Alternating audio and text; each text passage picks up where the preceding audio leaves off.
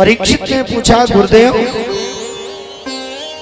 धारणा कैसी करना चाहिए, भगवान के स्वरूप में मन को कैसे लगाना चाहिए। तब यहां पर सुखदेव गुरुदेव कहते हैं, राजन जिता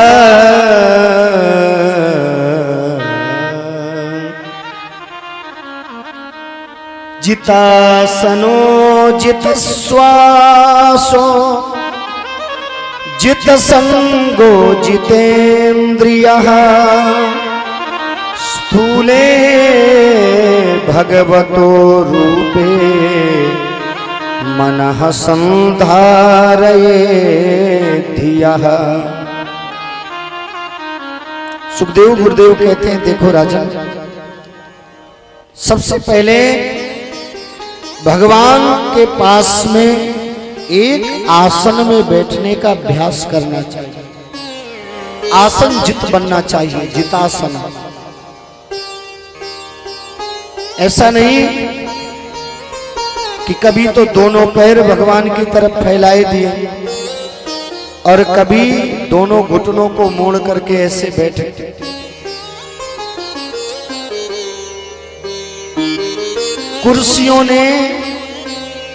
कुर्सियों ने हमारी हालत खराब कर दी। बोलो जय श्री कृष्ण।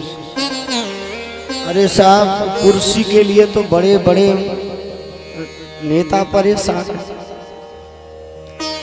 प्रयास यह करना चाहिए कि हम एक आसन से भगवान के सामने बैठ पाए। आपको यदि पद्मासन अच्छा लगता है तो पद्मासन लगा लो, सुखासन अच्छा लगता है तो सुखासन लगा लो, वीरासन अच्छा लगता है तो वीरासन। एक आसन में बैठ करके भगवान के सामने अभ्यास करो। इसके बाद में जब आसन जित हो जाए तो जित श्वासो, रेचक कुंभक पूरक के माध्यम से श्वास पर नियंत्रण करना चाहिए। इसके बाद में जित संगो, संग जित होना चाहिए।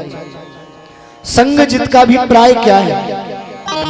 हमारे महाराज श्री परम पूज्य स्वामी श्री अखंडानंद जी महाराज कहा करते थे, व्यवहार उनसे करो जिनसे हमारे विचार मिलते हैं। यदि हमारे उनसे विचार नहीं मिलते तो व्यवहार ज्यादा दिन हमारा चलने वाला नहीं है। व्यवहार उन्हीं से करना चाहिए जिनसे हमारे विचार मिलते हैं।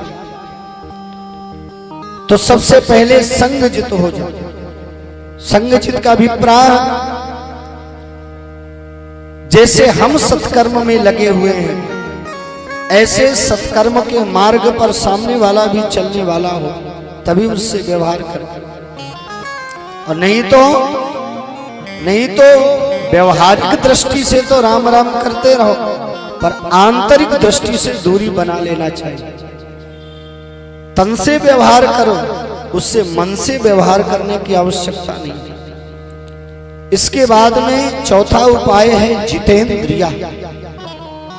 इंद्रिय जित होना चाहिए। इंद्रिय जित का अभिप्राय, आंखों पर नियंत्रण होना चाहिए, जिह्वा पर नियंत्रण होना चाहिए, हाथ पर नियंत्रण होना चाहिए। बुरा नहीं मानो तो एक बात बोलो, आज आंख और जिह्वा दोनों पर नियंत्रण नहीं रहा। आंखों को जो दिखाना चाहिए वो नहीं दिखा पाती, बल्कि आंखें जो देखना चाहती हैं वो हम दिखाते हैं। 10 मिनट भगवान के सामने माला करने के लिए बैठेंगे, आलस्य आने लगेगा, पर 4-4, 5-5 घंटे चैनल बदल देते हैं, पता नहीं चलता। बोलो जय श्री कृष्ण। इतना हम मोबाइल में आविष्ट हो गए हैं कि समय ही नहीं मिल पाता। कब हमारे 5-6 घंटे चले जाते हैं पता ही नहीं चलता।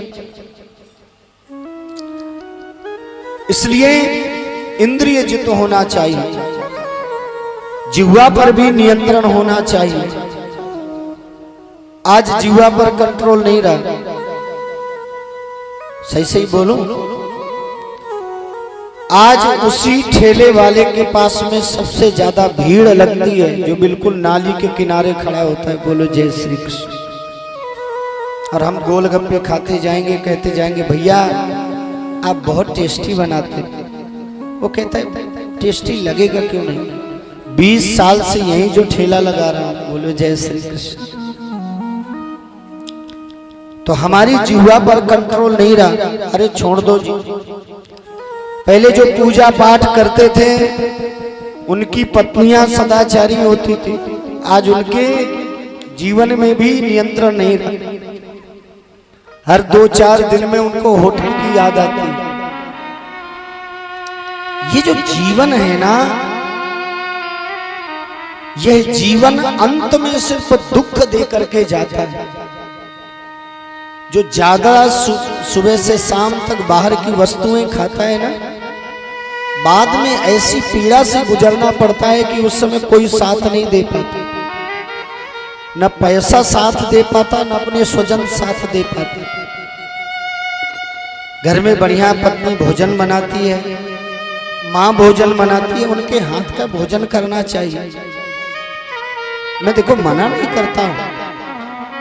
अरे महीने 2 महीने में कभी आप अच्छी जगह जाकर के यदि करते हैं, जैसे हमारे वृंदावन में तो बहुत अच्छे, हमारे वृंदावन में बहुत अच्छे शाकाहारी होटल भी है जहाँ पर लहसुन प्याज भी नहीं डाला जाता। तीर्थों में अभी भी वो मर्यादा दिखाई देती है। इसलिए प्रयास ये करो कि जब तक कोई संकट ना हो तब तक हम इन वस्तुओं से बचें।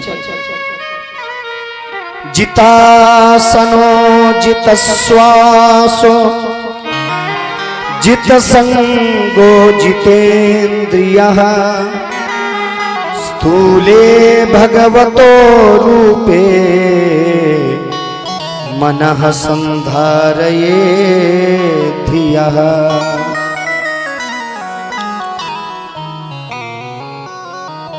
इसके बाद में भगवान के पास बैठ करके 2 प्रकार का ध्यान बताया गया है, एक स्थूल ध्यान और दूसरा सूक्ष्म ध्यान। स्थूल ध्यान का अभिप्राय क्या है? जहां भी दृष्टि जाए सब जगह हमें भगवान का दर्शन करना चाहिए। पाताल में तस्य ही पादमूलम पठन्ति पार्ष्णि प्रपदे रसातलम महातलम विश्वसृजोऽथ गुल्फो तलातलम वै पुरुषस्य जंघे। आप भगवान के सामने बैठ करके ध्यान करो।